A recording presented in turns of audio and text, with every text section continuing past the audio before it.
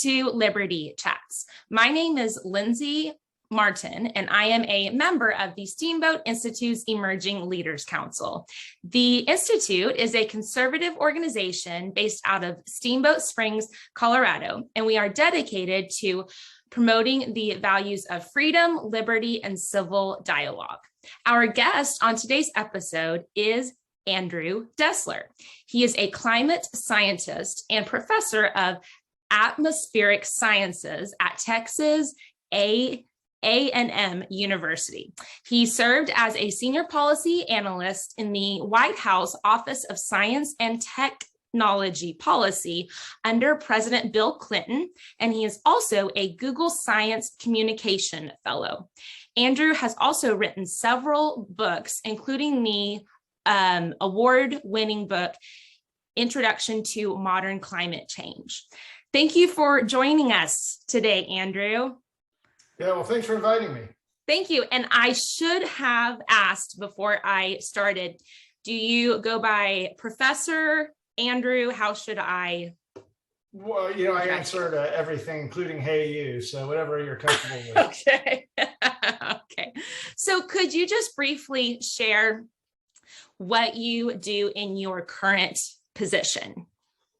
Well, I'm a college professor, so my main job is teaching. I teach in the classroom courses on climate change and things, atmospheric science in general. And I also teach graduate students. So as part of educating master's and PhD students, we have a research program. That's the only way you can learn to do research is by actually doing it. So I run a research group where we study lots of aspects of climate change, from climate physics to energy and impacts of climate change. And I'm interested in all things about climate change.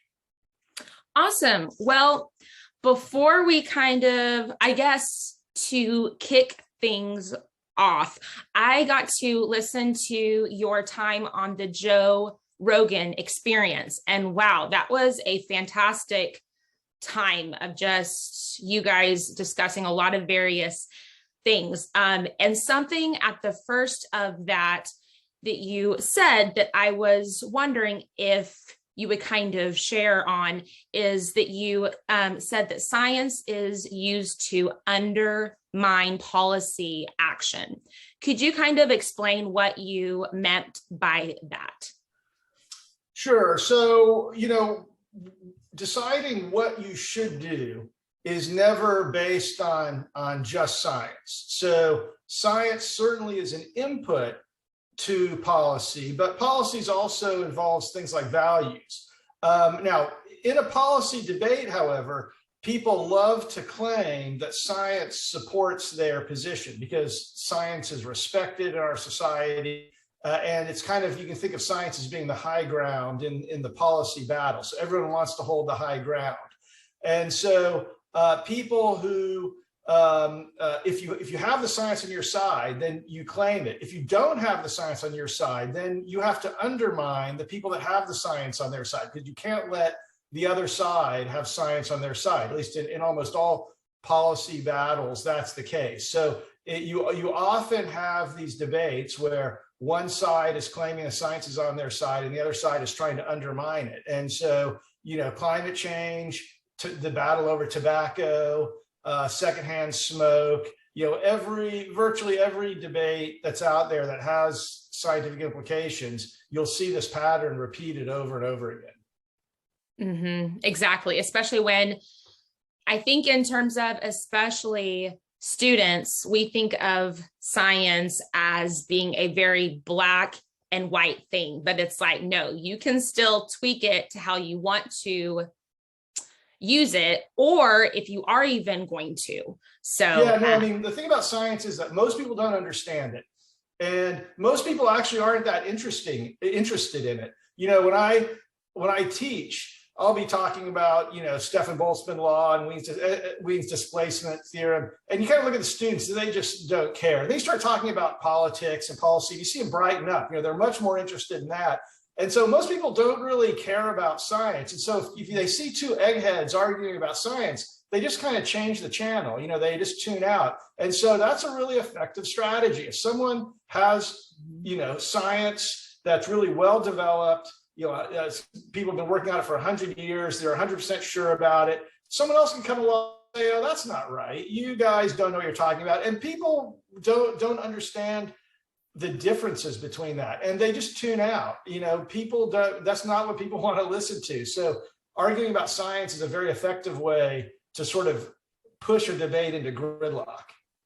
Especially when we start talking about things that really affect people's lives with gas and with all these various things, then I feel like people finally start to be like, oh yeah, this is something that I should be, informed on, because it is something that, oh, wow, this actually affects my daily life. So I should want to know all of these various things. So besides that, and I kind of want to get into a different topic. So Andrew, you obviously, but I'm talking to our group. You came to our first energy summit. Steamboat held their first energy summit in Colorado last month, and you participated in a debate around the question of should America rapidly eliminate fossil fuel use to prevent climate catastrophe. And it was such a great time to hear of both sides, because we don't always get that chance to hear from both sides. And so to our viewers and our listeners, I highly recommend checking out that debate. It is on the Steamboat Institute's YouTube channel. So after listening to our conversation here, go check that out. So I did have a couple of questions following that debate, and you did bring slides. So I guess kind of my first question, and then I can pull up your slides, is could you please answer the question of what are the advantages and the disadvantages of using fossil fuels in terms of climate change? Yeah, so fossil fuels are a proven energy source. We've been using them for 150 years. Our economy is essentially built on using fossil fuels. So the advantage is basically inertia. We already use them, and we can basically just keep doing what we're doing now. But there are a lot of disadvantages. Do you want me to go over the disadvantages also? Sure. And if you'd like me to pull up the slides. If there are any, I will let you know. Okay. Perfect. You want to do it that way. Yeah. Perfect. So there are a lot of disadvantages of using fossil fuels. And so, the number one, which is the one that we were talking about, is climate change. As you use fossil fuels, you dump carbon into the atmosphere, and that's changing the climate. And, we can adapt to some extent to those changes, but it's going to be very expensive. And, my fear is that in the year 2100, and for the students out there, a lot of you guys might live to 2100. You're going to live through this. My fear is that in 2100, people are going to be spending all of their money just trying to adapt to climate change, building seawalls, building freshwater infrastructure, relocating people whose cities are no longer livable. And that's going to make people poorer, because if you're spending money building a seawall, then you're not spending it on, you're not investing it in businesses. You're not buying a new iPhone. You're not using it for tuition. It takes money out of your pocket to do those things. So that's number one.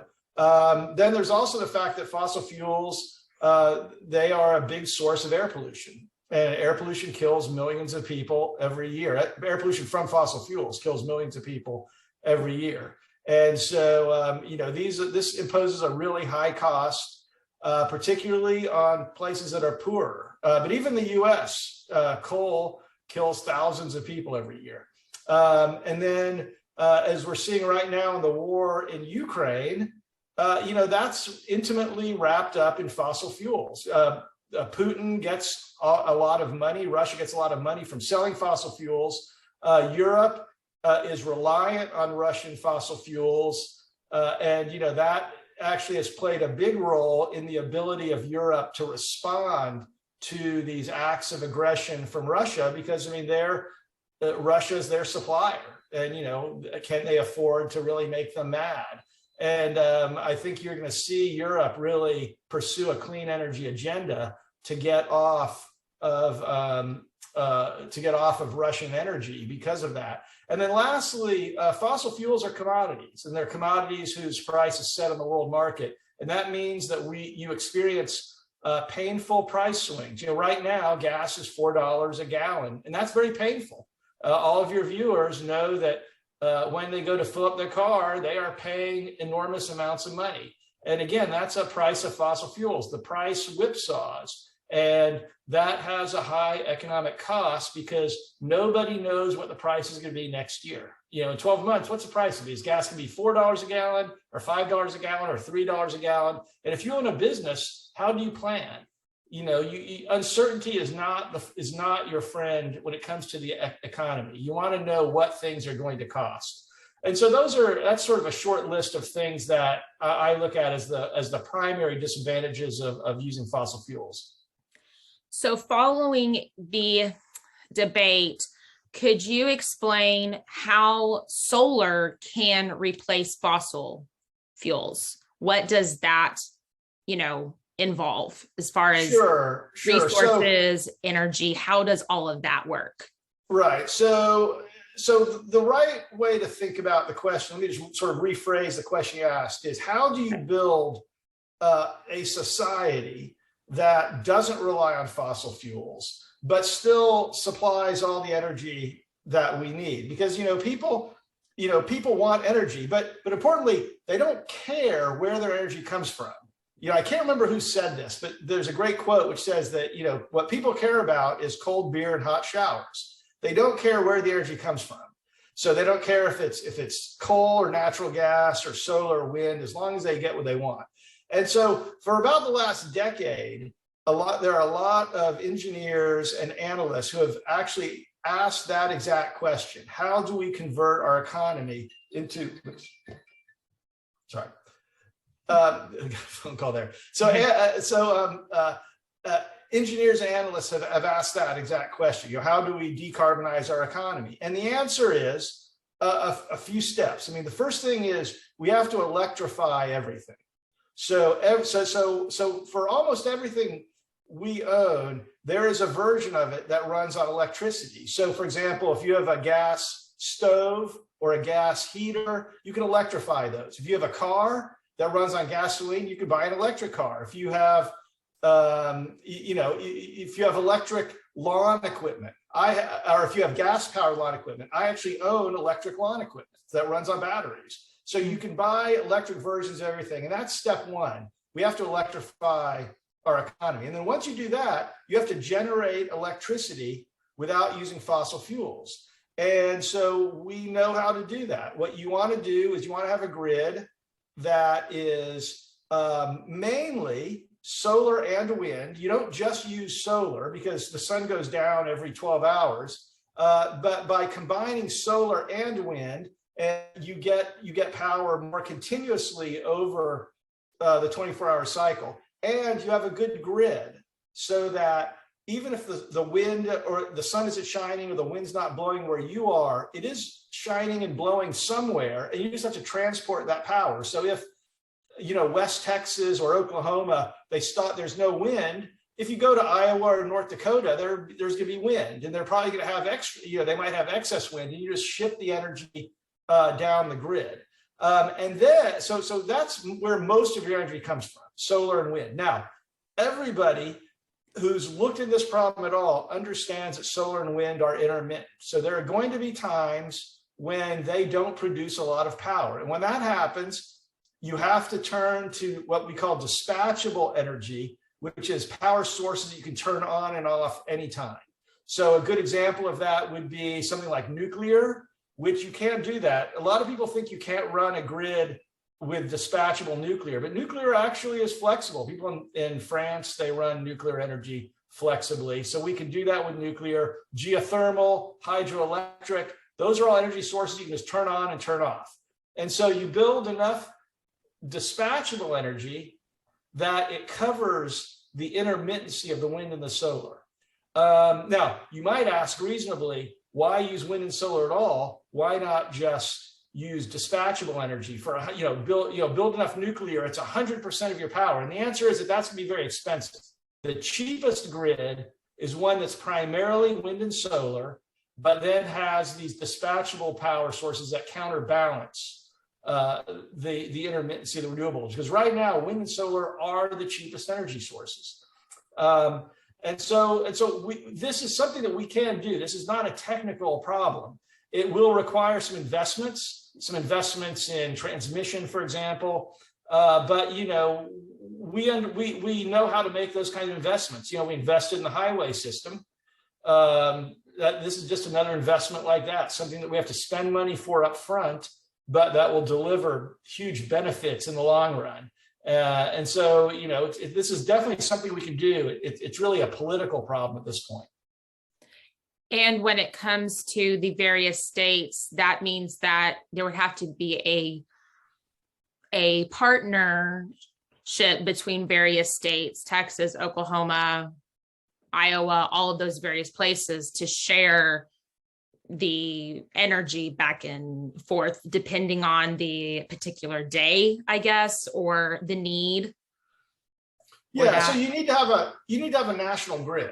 I mean, right now we have kind of a balkanized grid. There are really three grids that cover the US. There's an Eastern grid, a Western grid, and there's a Texas grid.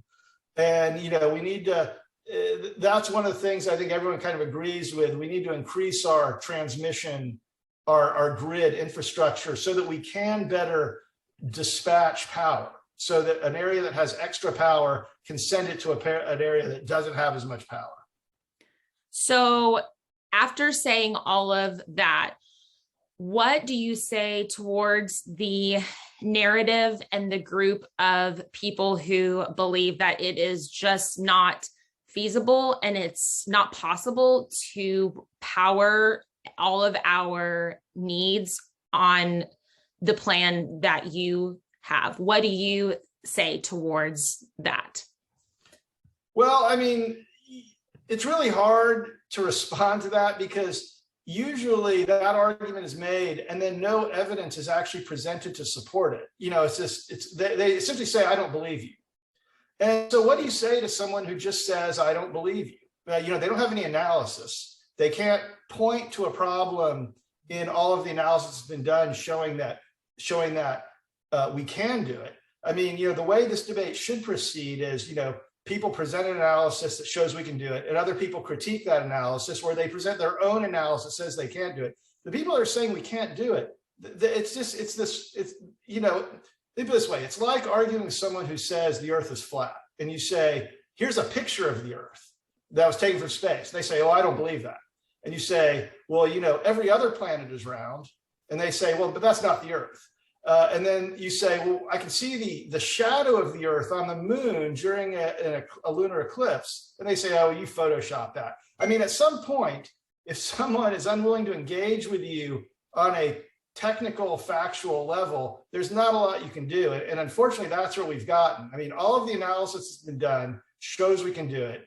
And the people who say we can't do it, they don't bring anything to the table that you can argue with. I mean, or they'll say you can't do it. Wind and solar don't blow all the time. The wind doesn't blow all the time. The sun doesn't shine all the time. It's like, we know that. We know that's true. People spend a decade working that out. And so it's not, shall we say, a very sophisticated argument that you have in those venues. Usually it's just people denying stuff that, or maybe not denying is not the right word, but they're refusing to engage on a technical level. Because this is not a philosophical debate. This is an engineering debate about watts and joules and hertz and seconds. And so it has to be answered with hard numbers. And if you don't have any hard numbers, the debate usually doesn't go anywhere. And it usually doesn't go anywhere. So I was trying to figure out how to ask this question because I think that this was actually discussed at during the session that was after yours at the summit, but there was a lot of talk about batteries and about how those just cannot work for what people are thinking of switching things over from to use those. And in my state, we have a state bill that I don't know if it's still going to be heard, but it had to do with the whole like electric cars and that whole like debate on whether to keep Tesla in our state. So there's a lot of things happening there. So do you have any thoughts about batteries and that whole discussion? Okay, so when you think about batteries, there are really two issues, or there are two different problems to try to solve. So the place where everybody agrees batteries can be helpful is for very short power storage on the order of like 6 hours. And what you want to do in that case, so if you look at the production curve for solar energy production maximizes at noon when the sun is right overhead, but demand actually peaks later in the day, in the late afternoon, early evening. That's when demand increases. So one definite use that's very valuable and is already occurring for batteries is to time shift the solar production a few hours later in the day to try to match the demand curve. And that's extremely useful. It's already being done. There's really no question that that's valuable and a useful use of batteries. The bigger issue is on what they refer to as long-term storage that might be days, weeks, even months. And for that, batteries are probably not necessarily cost effective, at least not right now. If you want to build enough batteries, you can store a month's worth of power. That's going to be extremely expensive. So I think that there are a lot of people working on long-term storage options, things like hydrogen or pumped air storage, or actually not pumped air, pumped hydro storage. So there are people working on that, and I think that that's something that we'll see real breakthroughs on. But I think long-term storage with conventional battery technology is probably something that is not currently cost effective and may never be. The new technologies might come on, new battery technologies or other power storage technologies. Exactly. All of that moves so quickly. That's an excellent point. Let me emphasize this for your listeners. We are undergoing an energy revolution right now. And one of the problems with the debate is that a lot of people's knowledge of energy, even if it's 3 years old, you think, how much can things have changed in 3 years old? It is a completely different world in 3 years. And the speed at which that this is changing is just mind-boggling. And I think in 5 years or 10 years, people aren't even going to recognize our energy infrastructure. It's going to be, wind and solar are going to continue to drop in price. Storage options will come up. I think fossil fuels are really going to be under a lot of pressure. I think you'll see electric cars come down in price. I think in 5 or 10 years, no one will buy a gas-powered car unless you're a collector. Someone who also owns. How soon? How soon did you say? What? How, like you said, within the next how many? Oh, I don't know, 5 or 10 years. 5 to 10 years. Okay. Wow. Things are changing unimaginably quickly in the energy space right now, and I feel like a lot of the debate I have with people is they're stuck in 2015. Their understanding is a 2015 understanding, and that's no longer accurate. Okay. So I wanted to ask if you wanted to share, so kind of switching gears, but kind of not. Did you want to share anything about your book that, when did it come out? It was Intro to Modern Climate Change. That has been a very popular book. And so I just wondered if you would like to share anything about it. with that? Well, I appreciate the opportunity. So it's a textbook. I don't know how much that just sort of the average reader would want to grab a copy of it. But if you take a climate change course in college, it's used at a lot of universities. You very well might want to use it. But anyone who does want to understand sort of the basic physics and the basic policy of climate change can pick up a copy. It's in its third edition now. You can get it on Amazon, or Cambridge University Press. So if you read the book, you will get a view of essentially the entire problem. Now, I will say, I was just going over it last night. The energy section, which I wrote 2 years ago, is out of date. And I actually really thought I need to this book it literally came out last October is when it was published, but I wrote it like a year before that. And I'm thinking, wow, the energy part's no longer up to date. It's so hard to write something about a topic that's changing at the speed at which energy is changing. I have to say to the students out there, go into energy. I mean, not fossil fuels, but go into renewable energy, because that's going to be, it's just going, it is exploding now, and it's poised to just continue to accelerate in the future. I guess when it comes to these kinds of topics, you should just write a digital version and not a paper version, so that you can easily change it. Because yes, once you get through that stage and you finally get it printed, then it's wait, it's been how many months since you actually wrote it? Writing a book, you could have written it a year back. So yeah, no, that's exactly right. Alas, that's not the way the book publishing market works. You still have to write. They don't like to have books where the content's changing every couple months. Yeah. So do you have any other thoughts that you would like to share, either about the summit, any future books or topics? Do you have anything that you would like to share before we finish today? I guess what I would just sort of emphasize to the students is that, this is the way the world is transitioning away from fossil fuels. It's not really a question of if, it's a question of how fast it's happening. Is it going to happen in 2030 or 2050 or 2090? But, I would say during any college student's lifetime who's in college today, they will see the end of fossil fuels, except in some possibly niche applications. And I think we'll still use them for producing things like plastics, but we will move away from the fossil fuel economy. And so the question is sort of how fast. And the way it's going is, I think it's going to be quite fast. The big risk is that our policymakers, our elected representatives, move in to prop up fossil fuels, which will be, you look at places where coal, for example, is already getting wiped out.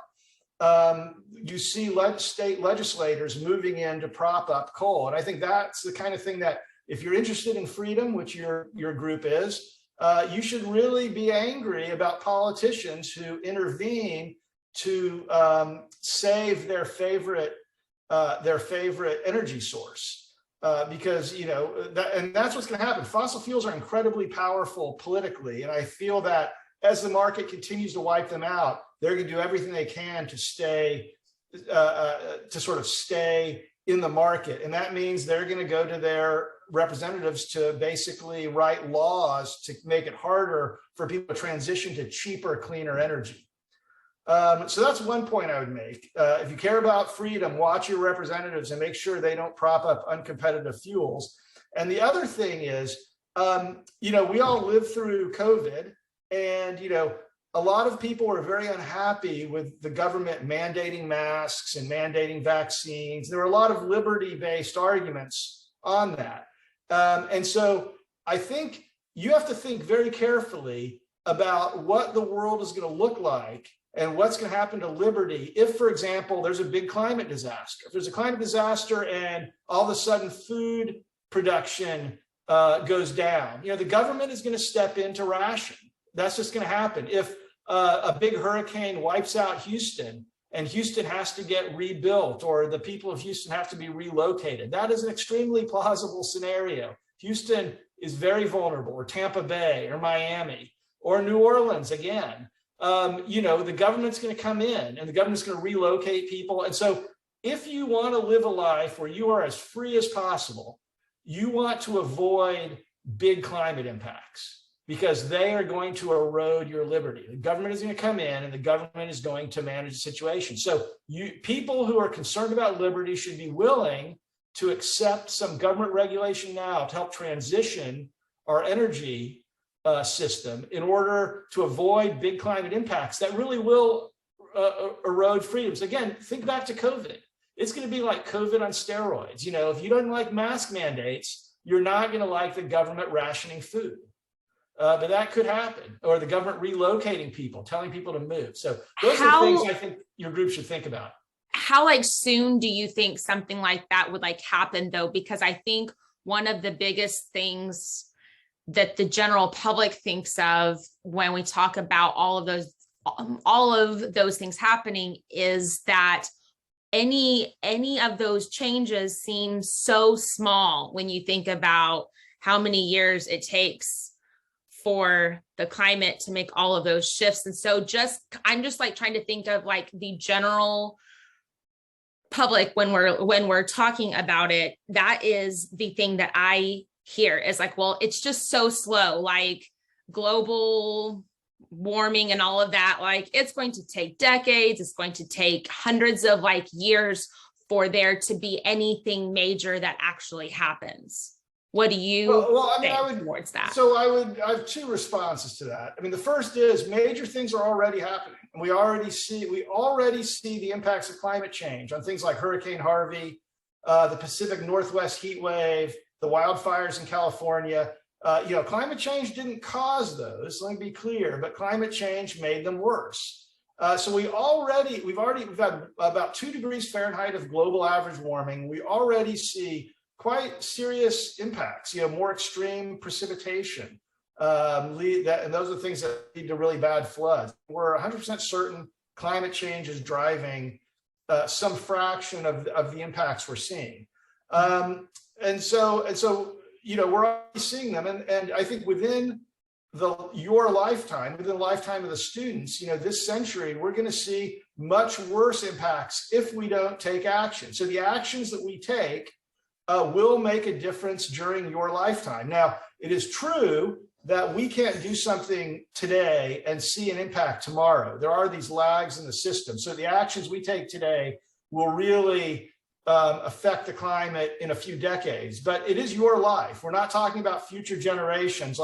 In 100 years, or maybe in 500 years, those people will be much better off. Who cares about people in 500 years? But you should care about yourself and care about your kids and your grandkids, because those are the people who we can either protect their liberty or we can erode it with climate change. Well, Andrew, if there's nothing else that you would like to share, thank you for joining us today. This is a great conversation. Thank you. Thank you so much. So to our listeners, be sure to check out Andrew's debate from our energy summit that was just last month. You can check out his debate on the Steamboat Institute's YouTube channel. And if you found today's episode enjoyable, please share it with your friends, colleagues, family. You can also check out our podcast and leave a review, which are tremendously helpful. You can find our podcast on iTunes, Spotify, or on the Steamboat Institute's website. We will see you next time. Thank you.